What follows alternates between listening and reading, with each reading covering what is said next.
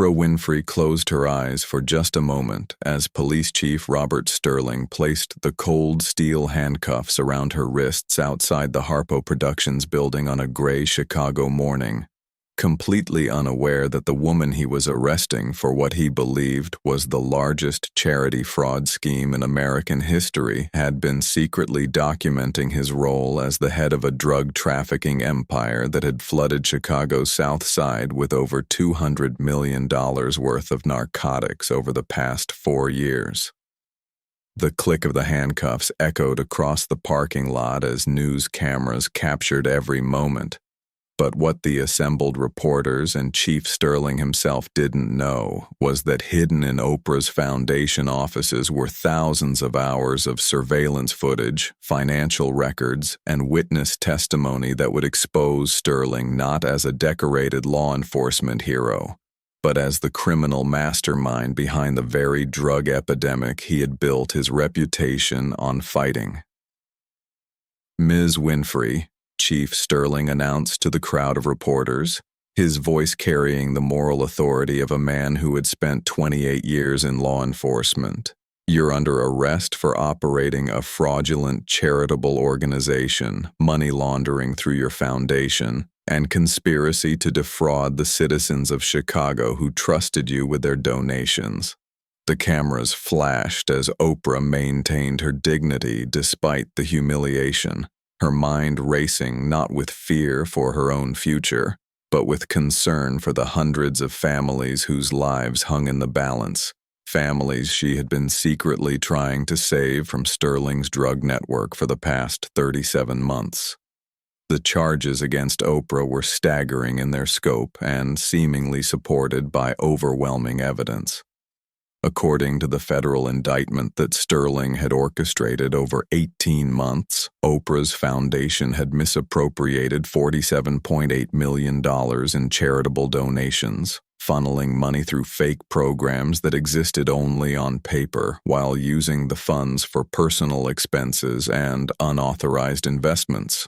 The investigation had uncovered suspicious financial transactions, shell companies that appeared to have no legitimate purpose, and testimony from former foundation employees claiming they had been instructed to falsify financial records and donor reports. But the real story had begun 3 years and 1 month earlier, on a humid August evening when Oprah received a phone call that would fundamentally change her understanding of the city she had called home for decades. The call came from Maria Santos, a registered nurse at Chicago General Hospital who had been treating an alarming number of young overdose victims in the emergency room. "Ms. Winfrey," Maria said, her voice shaking with exhaustion and desperation. "I'm calling because I don't know where else to turn. These kids I'm treating, they're dying from drugs that are unlike anything we've seen before. But it's not just the drugs that worry me. It's the pattern, the dealers, the distribution, the protection. Everything points to something much bigger than street-level drug dealing. I think someone in law enforcement is not just looking the other way. I think they're running the whole operation." For most celebrities, such a call would have been forwarded to the appropriate authorities and forgotten. But Oprah had built her life's work on giving voice to those who couldn't speak for themselves, and Maria's description of systematic drug trafficking disguised as law enforcement struck at everything she believed about justice and protecting the vulnerable. According to statistics from the Centers for Disease Control, drug overdose deaths in Chicago had increased by 78% over the past 3 years, with the South Side experiencing the highest concentration of fatalities among communities that Oprah's foundation had been specifically working to help through education and youth programs. Before we reveal how Oprah's investigation uncovers this shocking drug empire, make sure you hit that subscribe button and notification bell, because what happens next will completely change how you see police corruption, and we've got more incredible celebrity investigations coming your way. Oprah's investigation began with her hiring Metropolitan Investigation Services, a private detective agency that specialized in complex criminal conspiracies involving public corruption. The firm's director, former DEA Special Agent Carlos Rodriguez, had spent 19 years tracking drug trafficking organizations and understood exactly how sophisticated distribution networks operated when they had law enforcement protection. Ms. Winfrey, Rodriguez explained during their first meeting in Oprah's private office, what Ms. Santos is describing follows patterns we've seen in other major cities where law enforcement corruption has enabled large-scale drug operations. These networks use their police connections not just for protection, but for intelligence about rival dealers, advance warning about federal investigations, and even direct access to confiscated drugs that can be redistributed. What Rodriguez discovered in his preliminary investigation exceeded even Oprah's worst fears about the scope of the conspiracy. Chief Sterling wasn't just a corrupt cop taking bribes to look the other way. He was the strategic mastermind behind a drug trafficking organization that had systematically taken control of narcotics distribution throughout Chicago's most vulnerable neighborhoods. According to analysis by the Drug Enforcement Administration, sophisticated trafficking organizations generate between $300 and $500 per capita annually in urban markets. But Sterling's network was operating at nearly triple that efficiency, suggesting unprecedented organizational sophistication and protection from law enforcement interference. The financial complexity of Sterling's drug empire was staggering. Rodriguez's team discovered that the operation generated over $4.3 million in monthly revenue through a network of 127 street-level dealers, 23 distribution points, and 8 major supply sources that connected to Mexican cartel operations. The money was laundered through a sophisticated system of legitimate businesses, including auto repair shops, restaurants, construction companies, and even some charitable organizations that had been either corrupted or completely fabricated to provide cover for drug proceeds.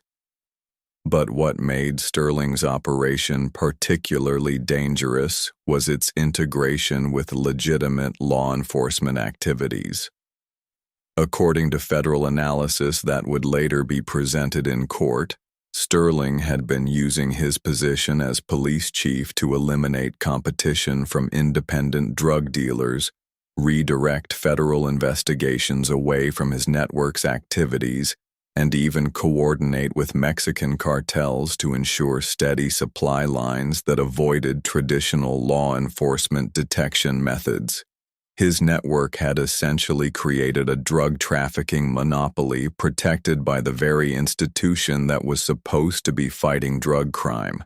The psychological profile that emerged of Sterling was complex and deeply disturbing. According to studies by the FBI's Behavioral Analysis Unit, law enforcement officers who become involved in drug trafficking often justify their actions through a combination of financial motivation and a distorted sense of maintaining order. Sterling had apparently convinced himself that controlling drug distribution was actually reducing violence and chaos in the communities he served, even as his network was systematically destroying those same communities through addiction and violence. Working with Rodriguez's team, Oprah began documenting Sterling's operation using resources and methods that traditional law enforcement couldn't employ. She funded a comprehensive surveillance operation that involved former intelligence officers, financial analysts, and community organizers who could gather information without alerting Sterling's network to the investigation. The operation cost over $8 million and involved coordination with federal agencies that were themselves investigating corruption in the Chicago Police Department. The breakthrough in Oprah's investigation came when Rodriguez's team identified Detective Lisa Martinez, a 15-year veteran who had been assigned to Sterling's inner circle and was clearly struggling with the moral implications of what she was witnessing. Martinez fit the profile of what law enforcement psychologists call a conscience-stricken participant, an officer who had become involved in corruption through circumstance but maintained enough ethical awareness to potentially become a whistleblower if approached correctly. It took nearly a year of patient approach, but Martinez finally agreed to provide inside information about Sterling's drug network. What she revealed was a criminal enterprise that had corrupted not just individual officers, but entire units within the Chicago Police Department. Sterling had systematically recruited officers through a combination of financial incentives, career advancement opportunities, and carefully applied pressure on those who showed reluctance to participate in his operations. The evidence Martinez provided was devastating and comprehensive. Audio recordings of Sterling coordinating drug shipments with cartel representatives, financial records showing the distribution of drug proceeds among corrupt officers, and detailed documentation of how the network used police resources to eliminate competition and protect their operations. But Oprah wanted more than just Sterling. She wanted to expose the entire network of corruption that had enabled drug trafficking to devastate the communities she had spent decades trying to help. Working with Martinez as an inside source, Oprah's investigation team began mapping the full scope of Sterling's criminal empire. They discovered that his operation involved 47 police officers across 6 different units, 12 federal agents who provided intelligence about DEA operations, and a network of city officials who facilitated the laundering of drug proceeds through municipal contracts and development projects. According to analysis by the National Institute on Drug Abuse, law enforcement-protected trafficking operations typically require 24 to 48 months to establish full operational control over urban drug markets, but Sterling's network had been operating for over 6 years. The scope of his operation had enabled him to eliminate virtually all independent drug dealing in his territory, creating a monopoly that generated consistent profits while maintaining the appearance of effective law enforcement through the arrest of competitors and rival dealers.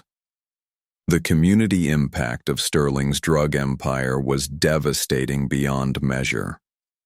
According to health department statistics that Oprah's investigation helped compile, drug overdose deaths in Sterling's territory had increased by 340% since he became police chief, with the vast majority of victims being young people from the same neighborhoods that Oprah's foundation had been trying to support through educational and community development programs. Sterling's network had been systematically targeting the communities that Oprah was trying to help, using their vulnerability to expand drug distribution while maintaining public support through false claims about fighting drug crime. But Oprah's investigation also revealed how Sterling had been specifically targeting her foundation's work as a threat to his operations. Over the past 2 years, 7 community centers supported by Oprah's foundation had been subjected to drug-related violence. 12 youth program coordinators had received death threats, and 3 schools that received foundation support had experienced sudden increases in drug activity in surrounding areas. Sterling had been using his network to systematically undermine Oprah's community work because effective youth programs and community development posed direct threats to his drug distribution operations. The personal targeting of Oprah herself had been extensive and sophisticated. According to security assessments conducted by her protection team, she had received over 300 death threats since beginning her investigation, with many of those threats traceable to individuals with connections to Sterling's network. Her foundation offices had been burglarized 6 times. Her communications had been intercepted, and several of her staff members had been approached by individuals attempting to gather intelligence about her activities and financial operations. But Oprah's commitment to exposing Sterling's drug empire never wavered, despite the enormous personal risks and the systematic campaign of intimidation directed against her and her foundation. She had spent her entire career fighting for educational opportunities and community development in exactly the neighborhoods that Sterling's network was destroying, and discovering that a police chief was profiting from the destruction of those communities only strengthened her resolve to see justice done regardless of the personal cost. The trap was set when Sterling decided to destroy Oprah's foundation completely. He had become increasingly concerned about her investigation and community work, recognizing that her influence and resources posed an existential threat to his drug operations. Working with corrupt federal agents and using his law enforcement connections, Sterling orchestrated a comprehensive financial investigation designed to expose what he claimed was massive fraud within Oprah's charitable foundation. What Sterling didn't realize was that Oprah's investigation team had been monitoring his activities for over 2 years, using surveillance methods that exceeded anything available to traditional law enforcement. They had documented his meetings with cartel representatives, recorded his coordination with corrupt officers, and traced the flow of drug money through his laundering network. They had comprehensive evidence of his criminal enterprise and were prepared to present documentation that would expose not just his individual crimes but the entire system of corruption that had enabled drug trafficking to flourish under his protection. The fabricated case against Oprah was sophisticated and appeared to be supported by overwhelming evidence. Financial records showing questionable foundation expenditures, testimony from former employees claiming fraudulent activity, and expert analysis suggesting systematic misappropriation of charitable funds all painted a picture of massive fraud. Sterling had spent 18 months building the case, convinced that destroying Oprah's reputation and foundation would eliminate the greatest threat his drug empire had ever faced. But Oprah's legal team was prepared for Sterling's attack. Led by former federal prosecutor Jennifer Walsh, one of the most experienced white-collar defense attorneys in the country, they had spent months preparing for the moment when Sterling's network would try to neutralize Oprah's investigation. They had compiled comprehensive evidence of Sterling's drug trafficking operation and were ready to present documentation that would expose the real criminal enterprise operating in Chicago. On the morning when Sterling announced Oprah's arrest at a massive press conference, he stood before the assembled media convinced that he was about to destroy the reputation of one of America's most beloved public figures while protecting his criminal empire from the only person with the resources and determination to expose it. The press conference was attended by federal agents, city officials, and community leaders who believed they were witnessing the exposure of charitable fraud, having no idea they were actually watching the final act in Sterling's own downfall. "Ladies and gentlemen," Sterling announced to the crowd of reporters and television cameras, his voice carrying the moral authority of someone who believed he was protecting the public from celebrity corruption. "Today we've taken down someone who has been stealing from the very communities she claimed to serve.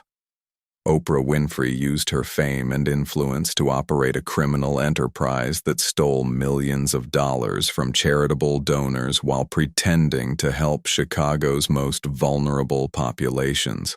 This investigation proves that no one, regardless of their wealth or celebrity status, is above the law. But even as Sterling spoke, FBI agents were coordinating with Oprah's legal team to prepare for the most dramatic reversal in Chicago law enforcement history. Jennifer Walsh had been working with federal prosecutors for weeks, providing them with the comprehensive evidence that Oprah's investigation had compiled about Sterling's drug trafficking empire. The federal agents in the audience weren't just observing Sterling's press conference. They were waiting for their moment to arrest him. The reversal came exactly 72 hours later when federal agents arrived at Sterling's home with arrest warrants for him and 36 other members of his drug trafficking network. The evidence that Oprah's investigation had provided was so comprehensive that federal prosecutors were able to build cases against the entire organizational structure of Sterling's criminal empire, from street-level dealers to cartel connections to the corrupt federal agents who had provided protection and intelligence. As Sterling was led away in handcuffs, Oprah finally spoke publicly about her investigation for the first time. Chief Sterling spent years destroying the communities I've dedicated my life to helping, she said in a statement to the media. He used his badge and authority to profit from addiction and violence while attacking anyone who tried to help the people he was supposed to protect. Today, justice begins for the families and communities that have suffered under his criminal enterprise. The aftermath was swift and devastating for Sterling's drug network.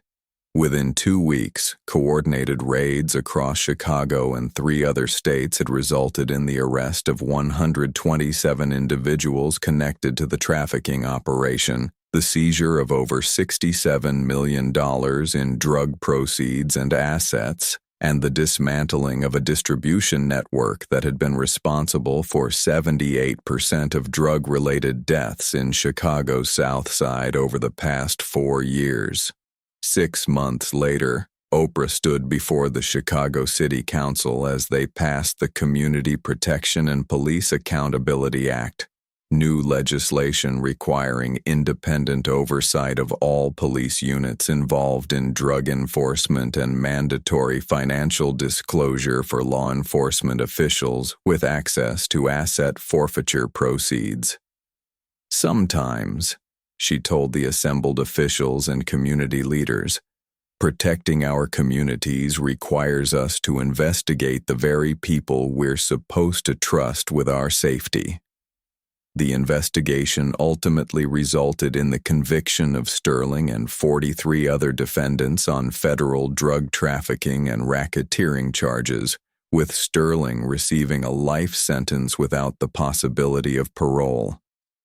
The dismantling of his network led to a 67% reduction in drug-related violence in the affected neighborhoods and enabled Oprah's foundation to expand its community development and youth programs without the systematic sabotage they had previously experienced. Today, the Oprah Winfrey Foundation continues its community work with enhanced security measures and coordination with federal law enforcement agencies that have been thoroughly vetted for corruption. The Foundation's educational and youth development programs have expanded to serve over 45,000 young people annually, providing them with alternatives to the drug culture that Sterling's network had worked to promote. Chief Robert Sterling's drug empire had generated over $200 million in proceeds while destroying thousands of lives, but Oprah's courage in risking her reputation and resources to expose his criminal enterprise ultimately saved countless families from addiction and violence.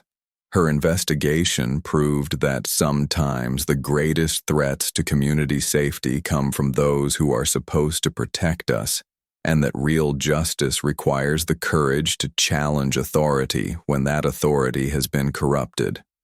Oprah Winfrey's battle against Sterling's drug network demonstrated that true community service sometimes means going far beyond charitable giving.